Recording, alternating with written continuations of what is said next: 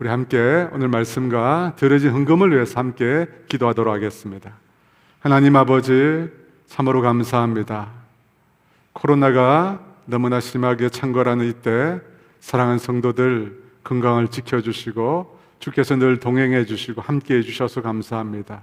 주의 전에 나와서 하나님 앞에 예배할 수 있도록 건강 주시고 은혜 주셔서 감사합니다. 하나님이 예배 현장 가운데 성령 하나님 우리 가운데 임재하여 주시옵소서. 말씀을 듣고 기도하고 찬양할 때 하나님이 우리와 함께 하심을 우리 모두가 경험할 수 있도록 은혜를 더하여 주시옵소서. 주님, 이 시간 말씀을 듣고자 하는데 그 말씀이 내 심령에 잘 새겨지게 하시고 그 말씀이 내 속에서, 내 안에서, 내 영 안에서 살아 움직이는 말씀 되도록 성령 하나님 역사하여 주시옵소서. 주님, 이 시간 나오면서 물질의 주인이 주님이심을 고백하며 물질의 경배로 주님 앞에 올려드립니다. 하나님 아버지, 드려진 이 물질이 영혼을 살리고 몸된 교회를 살리고 우리 선교사님들을 돕는데 귀하게 사용되게 하여 주시옵소서. 우리 사랑하는 성도들의 기업과 가정을 축복해 주셔서 우리가 땅에서 살면서 나눔과 베품의 축복의 통로로서 우리 모두가 살아갈 수 있도록 은혜를 더하여 주시옵소서. 감사하며 예수님의 이름으로 기도합니다. 아멘. 예수님께서 요한의 세례를 받으신 이후 갈릴리 지방으로 가셨습니다. 그곳 여러 회당에서 예수님께서 말씀을 가르치셨습니다. 그 여러 회당 중 이 가버나움이라고 하는 이름을 가진 동네가 있었던 것 같습니다.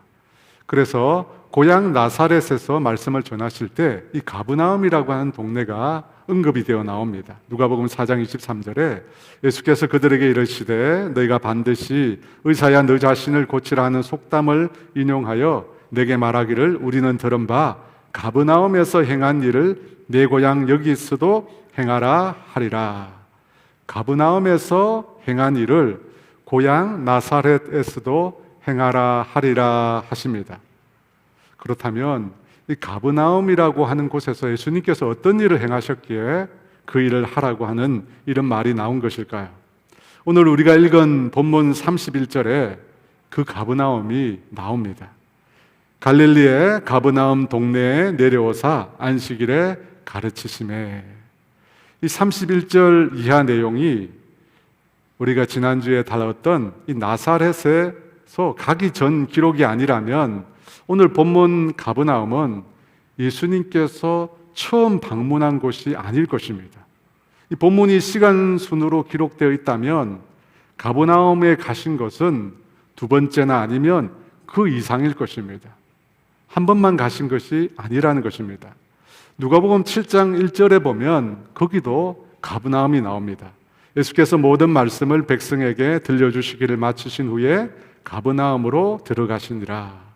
이 말씀을 통해서 우리는 예수님께서 고향 나사렛뿐만 아니라 가버나움도 여러 차례 가셨구나 하는 것을 알 수가 있습니다. 그리고 그때마다 안식일 회당에서 주님께서 말씀을 전하셨습니다.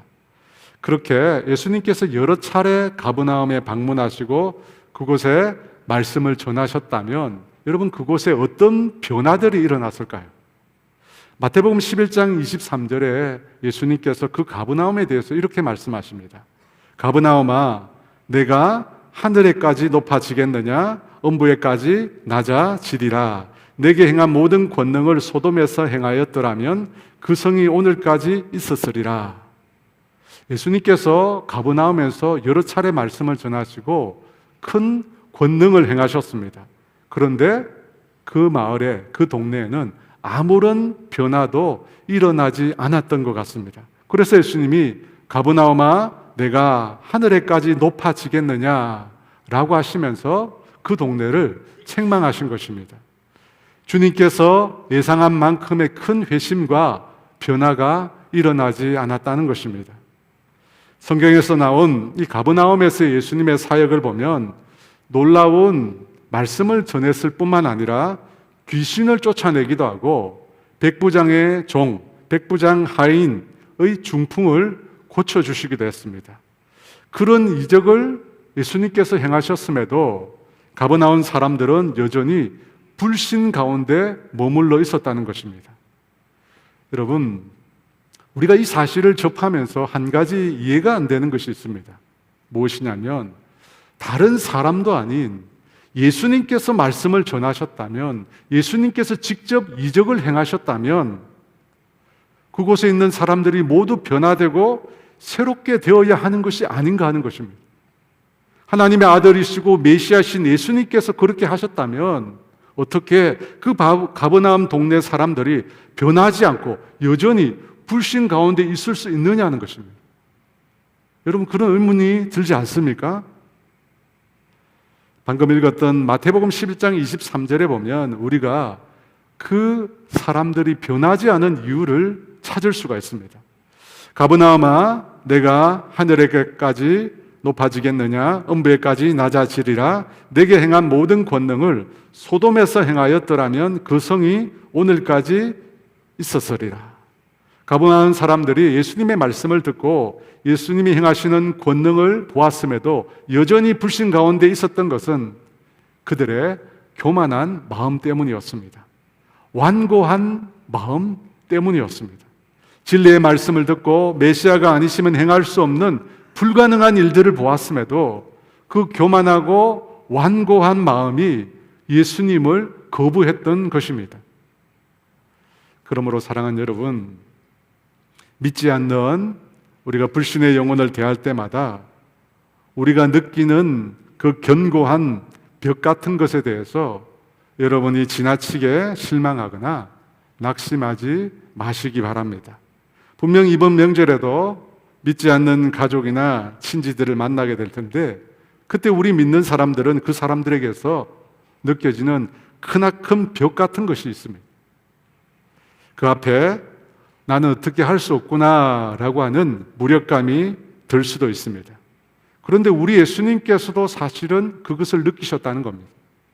하지만 예수님께서는 포기하지 않으시고 계속 방문하시면서 그곳에 복음을 전하셨습니다.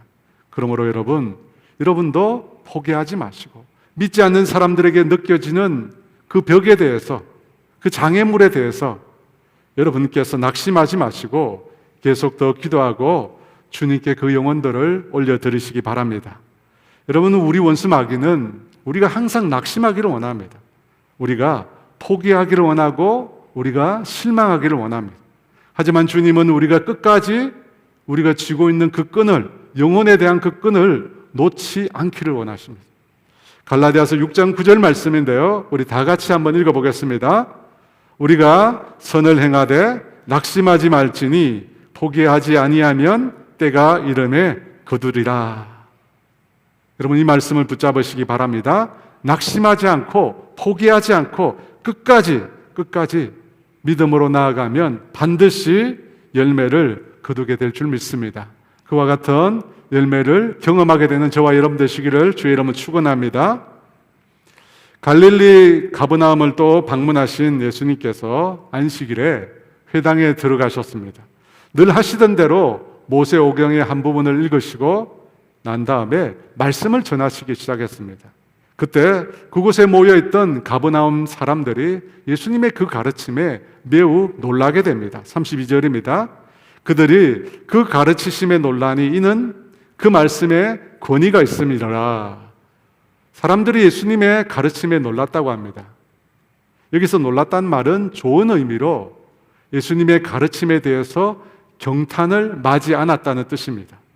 그렇게 예수님의 가르침에 대해서 사람들이 놀라게 된 이유는 예수님의 그 말씀에 권위가 있었다고 합니다. 예수님의 말씀에 권위가 있다는 것입니다. 여기서 권위, 이 말은 권세라는 말과 유사하게 사용되는데 여러분, 그 뜻이 무엇일까요? 권위라는 말의 뜻이 무엇입니까? 우리가 흔히 어떤 분야의 권위자라고 말을 하면 그 분야에서 탁월한 업적과 성과를 남긴 사람을 지칭합니다.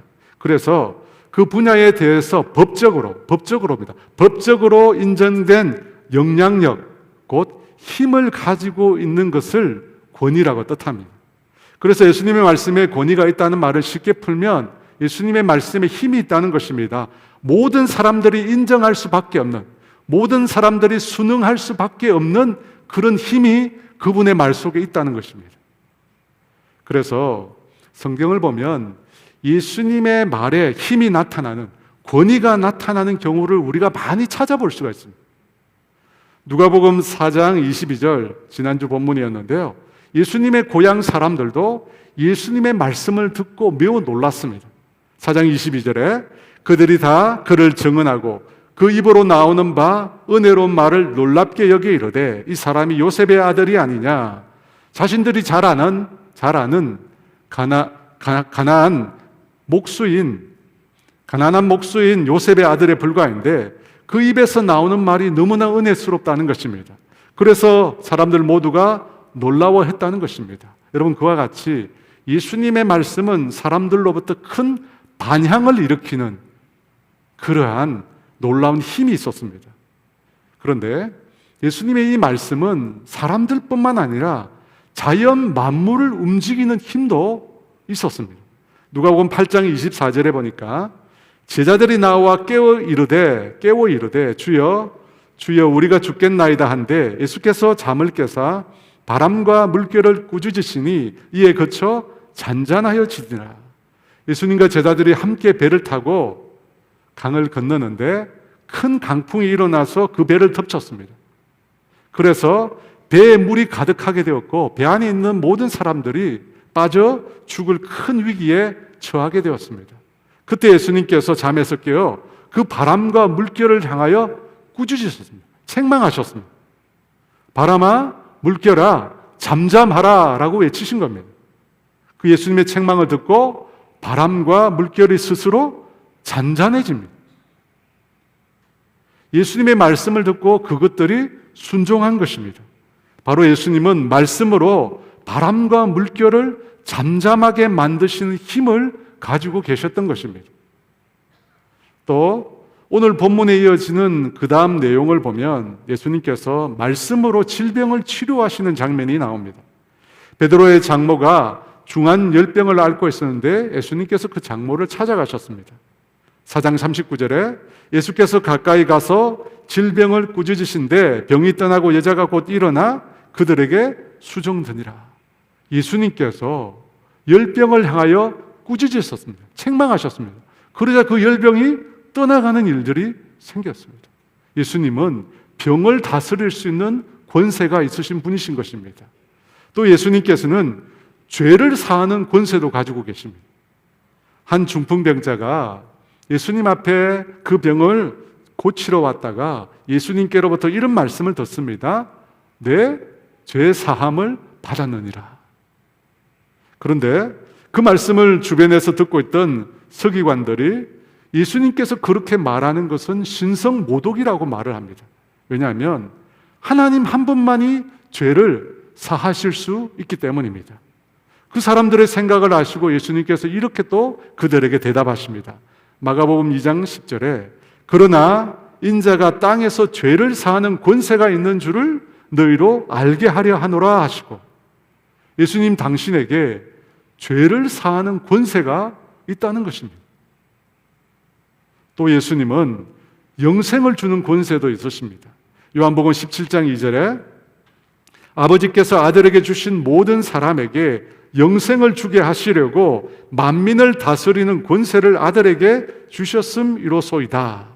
하나님께서 그 아들 예수님께 주신 모든 사람에게 영생을 주신다고 합니다. 예수님에게 영생을 주시는 권세가 있다고 합니다. 여러분, 예수님의 말씀에 사람들이 매우 놀라게 되고 바람과 물결과 같은 자연이 순종하게 되었습니다. 또 예수님께서 인간의 병을 고치시고 죄를 사해 주시고 영생을 주는 권세도 행하셨습니다. 왜 이렇게 예수님의 말에 이런 권위가 나타나고 권세가 나타난 것일까요? 예수님이야말로 온 세상을 친히 다스리고 계시는 주권자가 되시기 때문입니다. 온 세상의 왕이 되시기 때문입니다. 여러분, 권위라고 하는 것은 법적으로 인정된 힘이라고 했습니다. 그래서 권위는 그 사람의 신분과 지위로부터 나오는 것입니다. 그렇다면 예수님은 어떤 분이십니까? 예수님은 누구십니까? 누구시기에 자연 만물이 순종하고, 누구시기에 병이 순종하고, 누구시기에 죄를 사하는 권세가 있으신 것입니까? 예수님은 바로 온 세상의 주인이신 것입니다.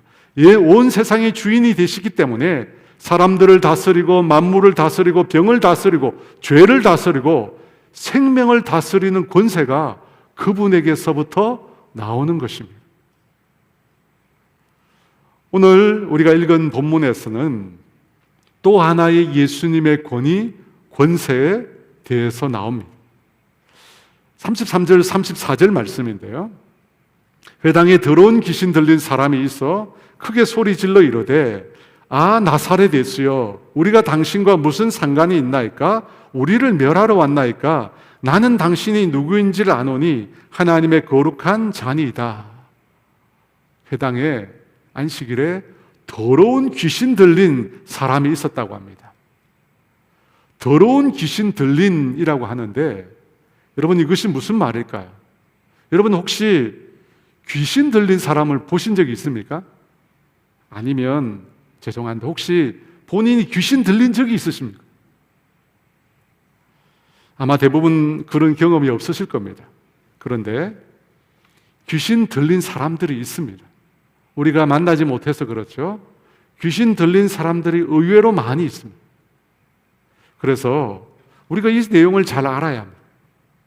더러운 귀신 들린이란 말은 더러운 영 귀신이 뿜어내는 힘에 붙잡힌이란 뜻입니다. 다시 한번 말씀드리면 더러운 영 귀신이 뿜어내는 힘, 귀신의 힘에 붙잡힌이란 뜻입니다. 귀신의 힘에 붙잡혔다는 겁니다. 어느 정도 붙잡혔을까요? 자기가 하고자 하는 말을 할 수 없을 정도로 붙잡혔다는 것입니다. 그러니까 귀신 들린 사람은 자기 말이 아니라 귀신이 하는 그 말을 지금 내뱉고 있습니다. 그래서 이렇게 말하잖아요. 아 나사렛 예수여 우리가 당신과 무슨 상관이 있나이까? 우리를 멸하러 왔나이까? 나는 당신이 누구인지를 아노니 하나님의 거룩한 자니이다. 여러분 이 말은 평범한 사람이 할 수 있는 말이 아닙니다. 또 우리라고 말하고 있잖아요. 그 사람이 아니에요. 우리라고 하는 또 다른 인격체가 말하고 있습니다. 여러분 이것은 마귀가 하는 것입니다. 귀신이 하는 말입니다. 마귀가 이 사람을 완전히 붙잡아서 자신이 하고 싶은 말을 하도록 만들고 있습니다. 그러면 여러분 어떻게 이런 일이 일어날 수가 있을까요? 보통의 일반적인 사람에게 나타나지 않는 이 같은 귀신 들림의 현상이 어떻게 일어나는 것일까요? 사람은 영적인 존재입니다. 우리는 몸만 있는 것이 아니라 지증의라고 하는 인격이 있고 또 눈에 보이지 않지만 우리에게는 영이 있습니다. 창세기 2장 7절에 하나님께서 사람을 만드시는데 이렇게 묘사합니다. 여호와 하나님이 땅의 흙으로 사람을 지으시고 생기를 그 코에 불어넣으시니 사람이 생명이 된지라. 하나님께서 땅의 흙으로 사람의 몸을 만드시고 그 코에 생기를 불어넣으셨습니다. 그러니까 사람이 생명, 곧 살아있는 영이 되었다고 합니다. 여러분 그래서 사람이 영적인 존재인 것입니다. 영이 있는 존재라는 것입니다. 여러분 다른 동물들에게는 영이 없습니다. 하나님께서 그들에게 생기를 불어넣으신 적이 없습니다. 하지만 사람은 영을 가지고 있습니다. 영을 가지고 있는 유일한 존재가 사람인 것입니다. 그런데 성경에 보면 그 영이 죽었다 혹은 그 영이 살았다라고 하는 표현을 사용합니다. 이것은 무슨 말일까요? 우리에게 영이 있는데 그 영이 죽었다, 그 영이 살아있다. 무슨 말일까요? 성경에서 이 죽음이라는 단어는 단절을 뜻합니다. 끊어지는 거예요. 반면에 생명은 이어지는 것입니다. 연결된 것을 가리켜 생명이라고 합니다. 그래서 우리가 육체적으로 죽었다는 말을 할 때 우리의 몸과 영혼이 단절되는 것을 말하는 것입니다. 그 관계가 끊어진 것입니다. 몸과 영혼이 붙어 있다가 평생 살다가 영혼이 떠난 거예요. 영혼과 육체의 관계가 끊어진 겁니다. 그래서 우리가 죽는 것입니다. 여러분 그것을 가리켜 육체적 죽음이라고 합니다. 반면에 영적인 죽음이 있습니다. 그것이 뭐냐면 우리의 영과 영이신 하나님과의 관계가 단절된 상태. 여러분, 이것을 가리켜 영적인 죽음이라고 말합니다. 예수를 믿지 않는 사람들은 그 영혼의 상태가 하나님과 단절되어 있습니다. 그래서 영적으로 그 사람들을 향하여 죽었다는 표현을 사용합니다. 에베소서 2장 1절 말씀입니다. 그는 허물과 죄로 죽었던 너희를 살리셨도다. 허물과 죄로 죽었다고 말하죠. 여러분, 이 죽음은 육체적인 죽음이 아닙니다. 이 죽음은 영적인 죽음을 말하는 것입니다. 그 영이 하나님과 단절되어 있다는 것입니다. 반면에 예수님을 믿는 사람들은 어떤 상태일까요? 그 영이 하나님과 이어진 상태, 하나님과 연결된 상태에 있습니다. 그래서 가리켜 예수 믿는 사람에게 생명이 있다고 말하는 것입니다. 요한일서 5장 12절입니다. 아들이 있는 자에게는 생명이 있고 하나님의 아들이 없는 자에게는 생명이 없느니라. 하나님의 아들이 있는 자, 곧 예수를 믿는 자들에게는 생명이 있다고 합니다. 무슨 말입니까? 그 영이 하나님과 연결되어 있다는 겁니다. 하나님과 이어져 있다는 것입니다. 그래서 생명이 있다고 말하는 것입니다. 그렇게 우리 영이 하나님과 연결되어 있기에, 이어져 있기에 하나님과 교제가 가능한 것입니다. 여러분, 우리가 어떻게 하나님과 교제하겠습니까? 우리의 영이 하나님과 생명의 관계로 이어져 있기 때문에 하나님과 교제가 가능합니다. 그래서 우리가 예배하고 우리가 하나님 앞에 기도하는 것이잖아요.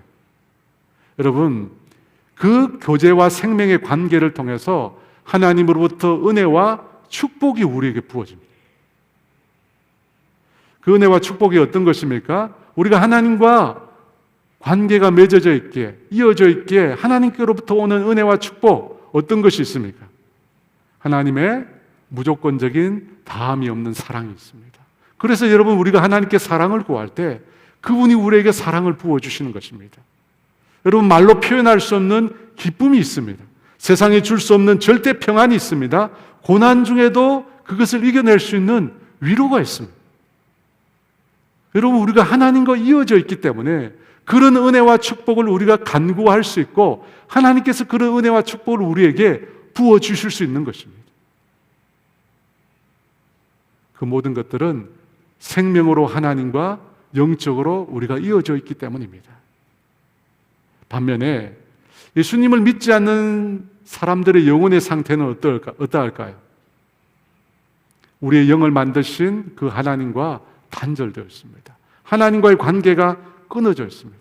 그래서 하나님께로부터 오는 그 놀라운 은혜와 축복을 그들은 경험할 수가 없는 것입니다. 그래서요, 그들의 삶이 어떻습니까? 많은 것을 누리고 있지만 믿지 않는 사람들, 하나님과 관계가 끊어져 있는 사람들은 늘 곤핍한 거예요. 늘 허기져 있는 겁니다. 물질적으로는 많은 것을 가지고 있음에도 결코 만족함이 없는 것입니다. 왜 그렇습니까? 그들의 영이 하나님으로부터 단절되어 있기 때문에 하나님만이 주실 수 있는 그 은혜와 복을 그들이 누리지 못하기 때문입니다. 여러분, 그런데 더 심각한 것은 그들이 하나님과 이렇게 단절되어 있기 때문에 마귀의 공격에 대해서 무방비 상태에 놓여져 있습니다. 그들은 언제 마귀의 밥이 될지 모릅니다. 왜냐하면 마귀는 공중 권세 잡은 자로 잠시 잠깐 이 세상을 주관하고 있기 때문입니다. 에베소서 6장 12절에 이렇게 말합니다. 우리의 씨름은 혈과 육을 상대하는 것이 아니요 통치자들과 권세들과 이 어둠의 세상 주관자들과 하늘에 있는 악의 영들을 상대함이라. 그렇습니다, 여러분. 세상의 마지막 심판이 오기 전까지 마귀가 사실은 이 세상을 통치하고 있습니다. 그런데 단 조건이 있습니다. 언제 마귀가 이 세상을 자기 마음대로 통치할 수 있느냐? 세상이 어두울 때, 곧 인간들이 죄를 지을 때, 그때 마귀가 세상의 힘을 발휘할 수 있습니다. 그런데 믿지 않는 자들은 항상 죄 가운데 있으니까요, 항상 마귀의 세력하에 놓여져 있는 것입니다. 반대로 우리 믿는 우리들은 하나님과 영으로 이어져 있기 때문에, 하나님과 생명의 관계로 이어져 있기 때문에 마귀가 우리를 해할 수가 없는 것입니다. 요한일서 5장 18절입니다. 우리 다 같이 한번 읽어보겠습니다. 하나님께로부터 난 자는 다 범죄하지 아니하는 줄을 우리가 아노라. 하나님께로부터 나신 자가 그를 지키심에 악한 자가 그를 만지지도 못하느니라. 악한 자가 만지지도 못한다고 합니다. 하나님께로부터 난 자, 거듭난 자, 예수를 믿는 자는 마귀가 결단코 해할 수가 없는 것입니다. 그런데 믿는 우리가 죄를 지으면, 여러분, 믿는 우리가 죄를 지으면 그때 어떻게 될까요? 한순간에 하나님과의 관계가 완전히 깨어지지는 않습니다. 관계가 깨어지는 게 아니에요. 다만 하나님과의 교제가 막히는 거예요. 여러분, 하나님은 거룩하신 분이기에 죄를 가까이 하실 수 없는 분입니다. 그래서 우리가 죄를 지으면 하나님과의 교제가 끊어집니다. 하나님께로부터 오는 그 은혜와 축복을 우리가 받아 누리지 못하게 되는 것입니다. 그래서 죄를 지으면 여러분, 믿는 우리의 영혼이 굉장히 괴로워집니다.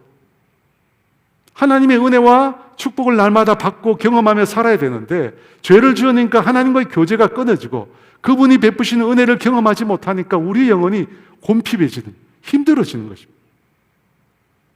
그래서 원수 마귀가 하고자 하는 최대 지상 과제가 뭐냐면 예수 믿는 우리들이 범죄하도록, 예수 믿는 우리들이 범죄하도록 끊임없이 우리를 유혹하고 공격하는 것입니다. 왜냐하면 우리가 죄를 지으면 하나님과의 교제가 끊어지거든요. 그래서 끊임없이 우리를 미혹하고 넘어뜨리고 시험에 들게 만들려고 하는 것입니다. 마귀가 어떻게 우리를 공격할까요? 이 세 가지 영역에서 우리를 공격하는데요. 먼저는 우리의 생각, 우리의 마음을 공격합니다. 요한복음 13장 2절입니다. 마귀가 벌써 시몬의 아들 가룟 유다의 마음에 예수를 팔려는 생각을 넣었더라. 사도행전 5장 3절에 베드로가 이르되 아나니아여 어찌하여 사탄이 내 마음에 가득하여 내가 성령을 속이고 땅값 얼마를 감추었느냐. 마귀는 우리의 생각과 우리의 마음을 공격합니다. 마음 속에 악한 것을 심어 놓으려고 합니다.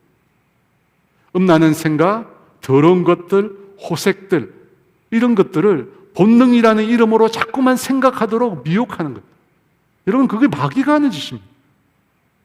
그뿐만 아니라 이 세상에 있는 온갖 악한 것들로 우회적으로 우리를 공격합니다.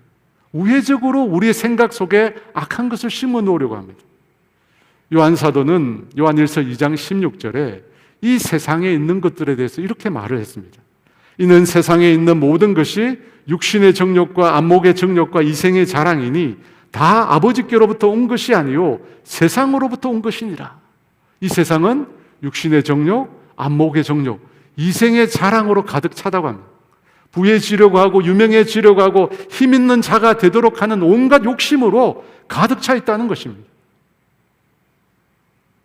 그런데 마귀는 그것이 마치 좋은 것이냐, 마치 우리가 꼭 얻어야 되는 것이냐 우리를 미혹하는 것입니다. 실제는 바닷물과 같은 것인데, 여러분, 실제는 바닷물과 같은 것이 아니에요, 세상의 것들이. 근데 끊임없이 더 좋은 것이 있을 것처럼 우리를 유혹하는 것입니다. 여러분, 이 마귀의 공격을 막아서기 위해서 우리가 어떻게 해야 할까요? 하나님의 말씀으로 우리 자신을 무장해야 하는 것입니다. 왜 우리가 하나님의 말씀을 매일 읽고 묵상하고 그 말씀을 붙잡고 우리가 기도합니까? 하나님과 교제하기 위해서입니다. 그뿐만 아니라 그 말씀을 통해서 우리의 마음과 우리의 생각을 지키기 위해서입니다. 여러분, 하나님의 말씀을 통해서 보면 우리에게 들어오는 이 생각들이 하나님이 주신 것인지 아니면 마귀가 주는 것인지 세상이 주는 것인지 우리가 분별할 수가 있습니다. 하나님의 말씀을 우리가 붙잡고 말씀을 묵상하고 말씀 가운데 거하면 세상이 주는 생각, 마귀가 주는 생각을 우리가 분별할 수 있다는 겁니다. 그래서 여러분, 우리가 하나님의 말씀을 가까이 해요. 매일매일 하나님 말씀을 붙들고 그 말씀을 가지고 우리가 기도할 때 세상의 것들이 구분되기 시작하는 것입니다. 마귀가 우리를 공격하는 또 한 가지 영역은 우리의 감정입니다. 감정. 상처난 감정, 병든 감정, 상한 감정. 여러분, 이 감정을 가지고 우리를 공격합니다. 어떻게 왜 가인이 아벨을 죽였습니까? 왜 하나밖에 없는 동생을 죽였습니까? 하나님께서 아벨의 제사만 받으셨기 때문입니다. 자신의 제사는 받지 않고 하나님께서 동생 아벨의 제사만 받으셨거든요. 그런데 그것이 가인으로 하여금 견딜 수 없는 시기와 질투심을 불러일으켰습니다. 왜 그렇습니까? 항상 가인이 먼저 사람들로부터 인정받고 항상 사람들로부터 환영받고 칭찬받았기 때문입니다. 그래서 자기가 드린 제사는 거부되고 동생이 드린 제사만 하나님이 받으시니까 그 마음속에 불같은 시기심이 일어난 것입니다. 그런데 그것을 억누르지 못하고 그 상한 마음으로 동생을 쳐 죽인 것입니다. 여러분, 사울왕이 왜 평생 다윗을 미워하고 그를 죽이려 했습니까? 시기심 때문입니다. 여인들이 부른 노래를 듣고 시기와 질투를 그가 느꼈기 때문입니다. 사무엘상 18장 8절에 사울이 그 말에 불쾌하여 심히 노하여 이르되 다윗에게는 만만을 돌리고 내게는 천천만 돌리니 그가 더 얻을 것이 나라 말고 무엇이냐 하고, 여러분이 그 다음 일에 그 다음 장면에 어떤 일이 일어납니까? 10절에서 11절에 그 이튿날 하나님께서 부르시는 악령이 사울에게 힘있게 내림에 그가 집안에서 정신없이 떠들어대므로 다윗이 평일과 같이 손으로 수금을 타는데 그때 사울의 손에 창이 있는지라 그가 스스로 이르기를 내가 다윗을 벽에 박으리라 하고 사울이 그 창을 던졌으나 다윗이 그 앞에서 2번 피하더라. 하나님이 부리시는 악령이 사울에게 내렸다는 것입니다. 여러분, 이 말은 하나님께서 악령을 보내셨다는 뜻이 아닙니다. 하나님의 통제 하에 있는 악령이라는 뜻입니다. 그 악령이 사울 왕에게 임했다는 것입니다. 왜 어떻게 사울에게 그 악령이 임했습니까? 그의 마음속에 시기로 인하여 분노가 일어나고 상한 마음이 생겼기 때문입니다. 그 상한 마음을 이겨내지 못하니까 그 약한 감정을 통하여 마귀가 역사하기 시작한 것입니다. 여러분, 마귀는 또 미움을 통해서도 역사합니다. 이 미움, 용서하지 못하는 마음, 여러분, 마귀가 정말 좋아하는 마음. 여러분, 우리는 다른 사람을 용서해요. 마태복음 6장 12절에 보면 주기도에서 예수님께서 이렇게 말씀하셨습니다. 우리가 우리에게 죄 지은 자를 사하여 준 것 같이 우리 죄를 사하여 주시옵고, 이 말씀을 보면 우리 죄를 사하여 주시는 하나님의 용서, 여러분, 그 전제가 뭐냐면 내가 먼저 용서해야 되는 거예요. 내가 먼저 용서해야지 하나님께로부터 용서를 받는다는 것입니다. 그럼 용서하지 않으면 어떻게 됩니까? 놀랍게도 이 주기도가 끝나는 말씀 바로 그 뒷구절 마태복음 6장 14, 15절에 이 말씀이 또 나옵니다. 너희가 사람의 잘못을 용서하면 너희 하늘 아버지께서도 너희 잘못을 용서하시려니와 너희가 사람의 잘못을 용서하지 아니하면 너희 아버지께서도 너희 잘못을 용서하지 아니하시리라. 13절에 주기도문이 끝나는데 14절, 15절에 또다시 용서를 반복하고 계십니다. 무슨 뜻입니까? 용서를 강조하시는 거예요. 우리가 다른 사람의 잘못을 용서하지 않으면 하나님께서도 우리 잘못을 용서하지 않겠다는 것입니다. 왜 이런 말씀을 하실까요? 이 말씀의 의도가 무엇입니까? 용서를 강제로 시행하기 위해서입니까? 죽어도 싫은데 용서하라는 것입니까? 용서하지 않으면 우리 영혼이 죽는다는 거예요.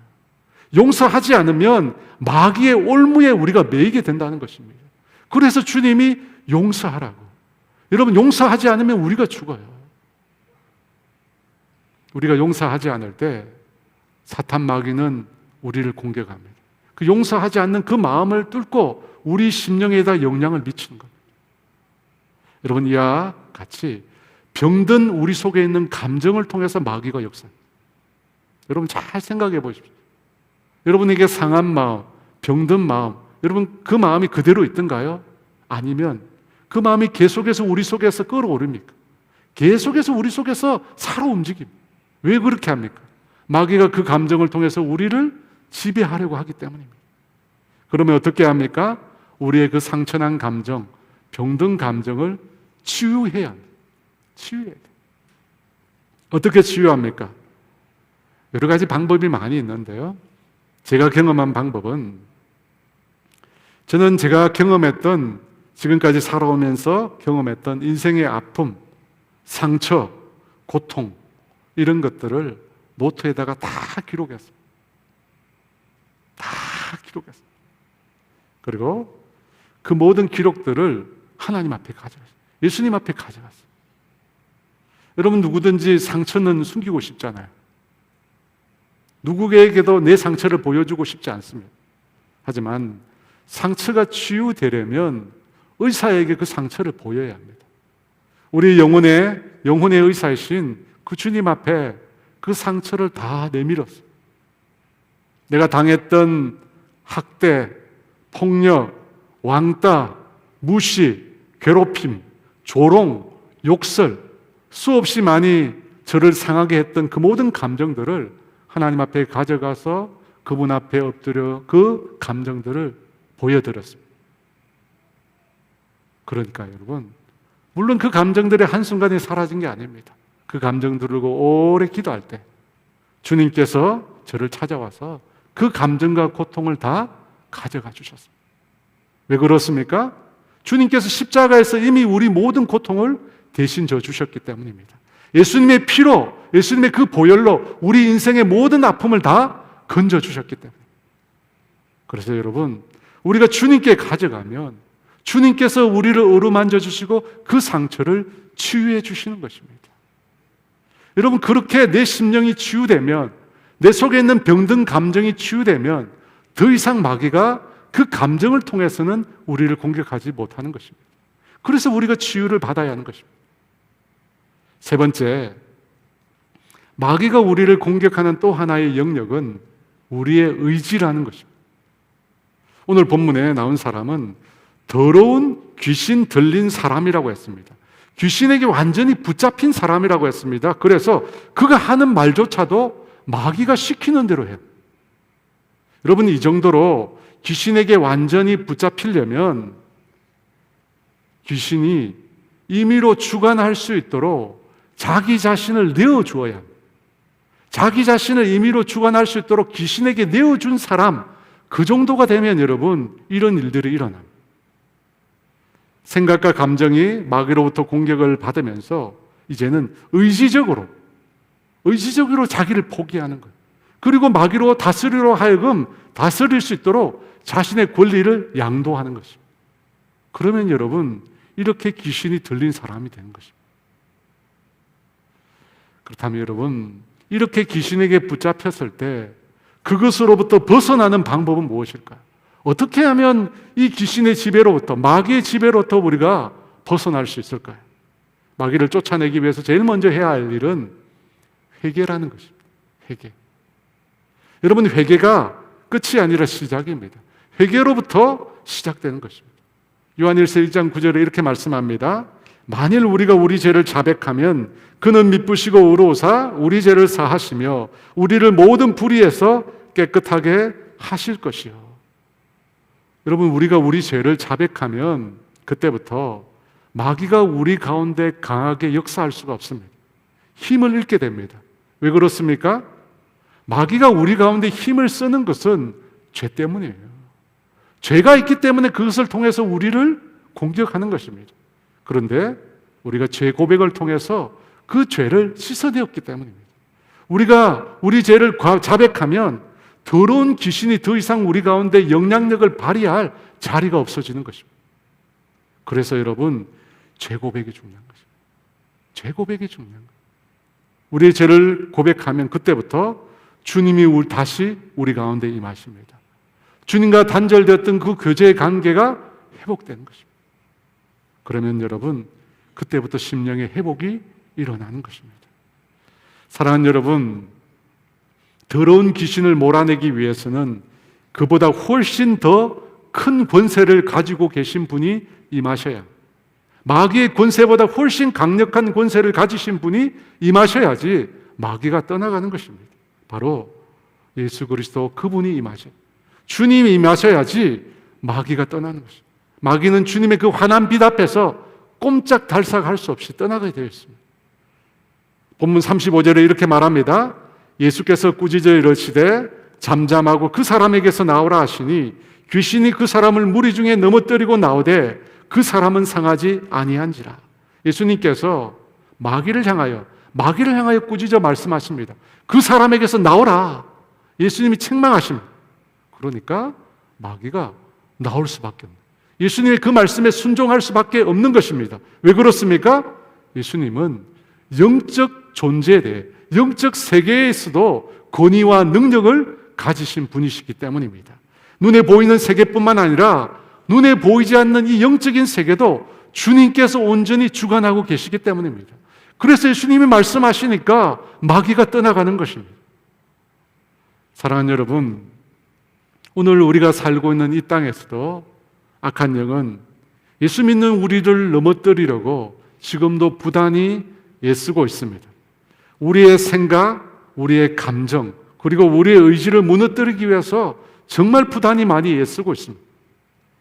여러분, 그 공격을 막아서기 위해서 우리가 제일 먼저 해야 될 것은 우리의 인격, 지정의에 영향을 미치는 우리의 영혼을 돌보는 것입니다. 여러분, 우리의 영을 돌봐야 돼요. 우리의 영으로 하여금 하나님과 날마다 깊은 교제를 가질 수 있도록, 주님과 계속해서 생명의 그 교제를 이어갈 수 있도록 우리 영혼을 우리가 돌봐야 합니다. 여러분, 그것을 통해서 날마다 하나님의 은혜와 하나님의 축복을 우리가 받아 누려야 합니다. 우리가 손을 들고 날마다 하나님께로부터 임하는 사랑을 우리가 받아야 합니다. 주님께로부터 임하는 놀라운 평안을 우리가 맛보아야 합니다. 주님께로 임하는 기쁨을 우리가 경험해야 합니다. 고난 가운데서도 우리를 위로하시는 그 주님의 손길을 우리가 날마다 경험해야 한다는 것입니다. 여러분, 그와 같은 영적인 복을 우리가 누리기 위해서 매일 주님과 교제하는 것입니다. 매일매일 주님을 만나야 되는 것입니다. 여러분, 그렇지 않으면 어떻게 될까요? 우리의 심령이 허기지기 시작합니다. 우리의 심령에 곰핍해지고 우리의 마음에서 불평이 잦아지고 만족함이 없는 심령이 되는 것입니다. 그 이유가 무엇입니까? 우리 영혼이 하나님의 풍성한 은혜를 누리지 못하고 있다는 뜻입니다. 그러므로 사랑하는 여러분, 여러분의 영혼을 돌보시기 바랍니다. 우리 영혼이 병들지 않도록, 우리 영혼이 곰핍하지 않도록 주님과 사랑의 교제를 날마다 이루시기 바랍니다. 매일 매순간 주님과 생명의 교제를 이루시는 우리 모든 성도님들 다 되시기를 주의 이름으로 축원합니다. 우리 온 마음 다해 함께 찬양하도록 하겠습니다. 주님과 함께하니 이 고요한 시간, 주님의 보좌 앞에 내 마음을 쏟네. 모든 것 아시는 주님께 감출 것 없네. 내 마음과 정성 다해 주 바라나이다.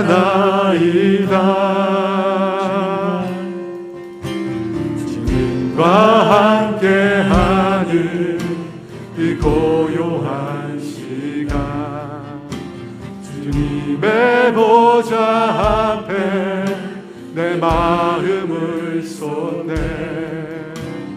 모든 것 아시는 주님께 감출 것 없네. 내 마음과 정성 다해 주 바라나이다. 온 마음 다해 사랑합니다. 온 마음 다해 주 알기 원하네. 내 모든 삶 당신 것이니 주만 섬기. 온 마음 다해 염려하지 않아도 애쓸 것 아시니 나 오직 주의 얼굴 주하게 하소서.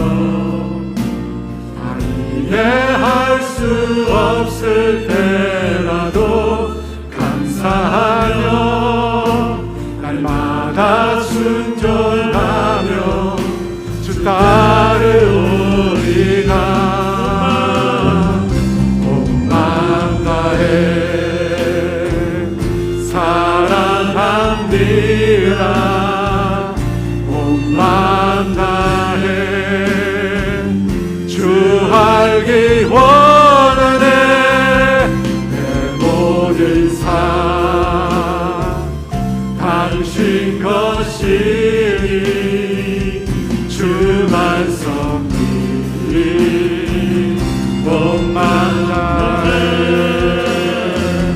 온 마음 다해 사랑합니다. 온 마음 다해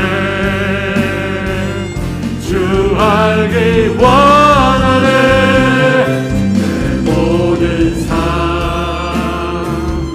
당신 것이니 주만 섬기리.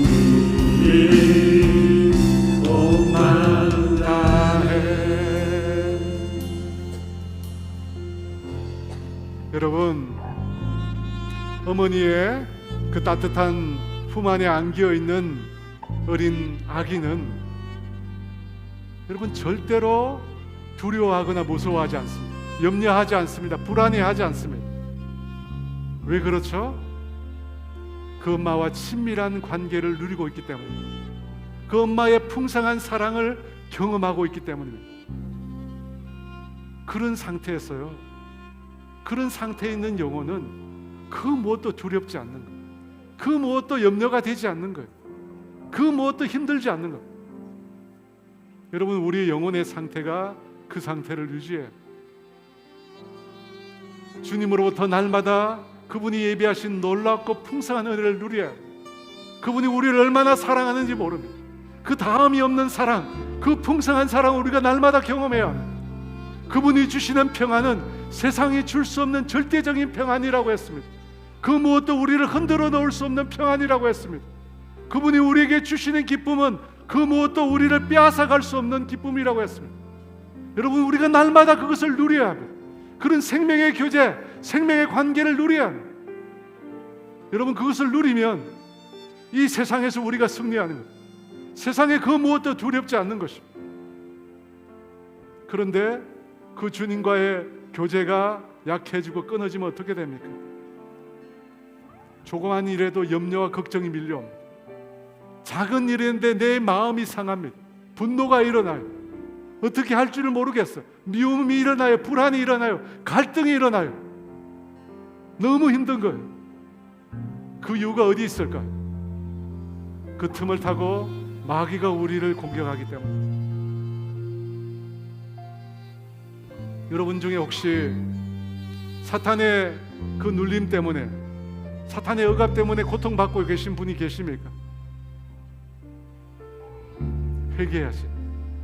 여러분, 회개는 빛과 같은 거예요. 우리가 회개하기 시작할 때 캄캄해서 아무것도 보이지 않는 내 영혼에 구멍이 뚫려지기 시작. 구멍을 뚫고 주님의 빛이 임하기 시작합니다.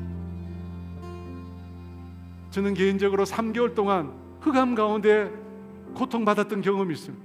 도저히 빛이 들어오지 않는 너무나 고통스러운 억압 가운데 있었던 경험이 있었습니다. 여러분, 제가 그것을 벗어날 수 있는 유일한 방법이 회개였어요. 회개하기 시작하자 정말 놀라운 일이 생기고 주님의 빛이 나에게 임합니다. 그때 내 영혼이 자유함을 누리고, 그때 내 영혼이 참으로 평안을 누리게 됩니다. 여러분, 이 시간 기도합시다. 주님, 내가 주님과 생명의 관계에 있는 줄 믿습니다. 주님, 그 관계, 그 깊은 교제를 하나님 이 시간 회복하게 도와주시옵소서. 내가 마귀가 주는 생각과 나의 상한 감정을 통해서 공격하는 것에 잠시 속았습니다. 주님, 용서하여 주시고 이 시간 회복시켜 주시옵소서. 하나님, 나를 새롭게 하여 주시옵소서. 내가 변화되기를 원하오니 주님 은혜를 달라고, 주님 붙들어 달라고, 나에게 임재해 달라고. 우리 주여 한번 외쳐 기도합니다. 주여!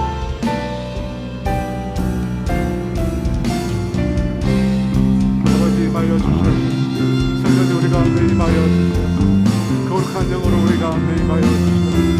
성령님 우리 가운데 임하여 주시옵소서. 성령님 빛으로 임하여 주시옵소서. 어둠이 떠나가게 하여 주시옵소서. 하나님 우리 가운데 있는 어둠이 떠나가게 하여 주시옵소서. 비추신 주님 앞에 나아가기를 원합니다. 우리의 영이 회복되게 하여 주시옵소서. 아버지 주여, 불안과 염려와 걱정 가운데 있는 영혼들, 내일을 알지 못해서 아버지 떨고 있는 내 영혼들, 상한 마음으로 살아가는 내 영혼들, 아버지 내 생각이 고통스럽고 내 인감이 고통스럽고 아버지 내가 이렇게 병들어 있습니다. 주님 이 시간 나에게 임하여 주시옵소서. 아버지 내 속에 있는 생명이 회복되기를 원합니다. 주님과의 깊은 관계가 회복되기를 원합니다. 주님의 사랑을 다시금 회복하기를 원합니다. 주님 임하여 주시옵소서. 우리를 온전히 회복시켜 주옵소서. 우리를 새롭게 하여 주시옵소서. 마귀의 미혹에 마귀의 시험에 넘어가지 않고 주님 임하여 주시옵소서. 성령님 이 시간 임하여 주시옵소서. 아버지 성령님 나에게 임하여 주시옵소서. 생명의 성령의 뱀을, 죄와 사망의 뱀을 깨뜨리고 나를 새롭게 하여 주시옵소서. 주여 영으로 임하여 주시옵소서. 사랑 우리 성도들 자유케 하여 주시옵소서. 자유케 하여 주시옵소서. 자유케 하여 주시옵소서. 주여 임하여 주시옵소서. 주여 임하여 주시옵소서. 우리를 새롭게 하여 주여 임하여 주시옵소서. 우리를 새롭게 하여 주님 임하여 주시옵소서. 아버지 변화시켜 주시옵소서. 주님 임하여 주시옵소서. 주여 임하여 주시옵소서. 아버지 임하여 주시옵소서. 성령 하나님 우리를 새롭게 하여 오 할렐루야 오 할렐루야. 아버지 주여 주여 임하여 주시옵소서. 주여 임하여 주시옵소서. 아버지 주여 임하여 주시옵소서. 아버지 주여 임하여 주시옵소서. 아버지 주여.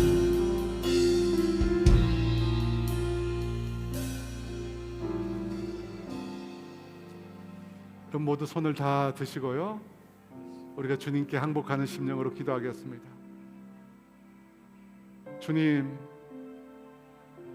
주님은 온 세상 우주 만물을 지으실 뿐만 아니라 지금도 그 모든 것들을 주관하고 계신 줄 믿습니다. 눈에 보이는 세계뿐만 아니라 눈에 보이지 않는 영적인 세계도 오직 주만이 유일한 주신 줄 믿습니다. 주님, 오늘 이 순간 이 순간에 우리 가운데 임하여 주시옵소서. 하나님, 우리가 아버지 억눌림으로부터, 속박으로부터 자유케 되기를 원합니다. 아버지, 우리를 억누르고 있는 생각으로부터, 감정으로부터, 의지로부터 우리가 자유케 되기를 원합니다. 주님이 십자가에서 우리의 모든 죄의 건세를 깨뜨려 주신 줄 믿습니다. 더 이상 그 어떤 세력도 우리를 결박할 수 없는 줄 믿습니다. 주님, 이 시간 우리 가운데 임하여 주시옵소서. 모든 결박을 벗겨 주시옵소서. 모든 억압을 깨뜨려 주시옵소서. 주님, 우리가 자유케 되기를 원합니다. 주님, 우리가 해방되기를 원합니다. 주님, 임하여 주시옵소서. 주님, 날마다 주님과 생명의 교제를 이루게 하여 주시옵소서. 주님, 우리가 손을 들고 하나님의 얼굴을 구할 때 주님, 우리 가운데 주님의 그 사랑을 부어 주시옵소서. 말로 표현할 수 없는 그 놀라운 사랑, 한 번도 경험해보지 못한 그 놀라운 사랑, 그 십자가의 사랑을 우리 가운데 부어 주시옵소서. 이 세상이 줄 수도 없고 세상이 빼앗아갈 수 없는 절대적인 평안 우리에게 주시옵소서. 어떤 고난 가운데도 흔들리지 않는 정말 절대적인 평안과 위로를 우리 가운데 주시옵소서. 세상이 줄 수 없는 참된 기쁨 우리에게 주시옵소서. 그래서 세상의 그 무엇을 소유해도 경험할 수 없는 주님의 기쁨으로 날마다 살아가게 하여 주시옵소서.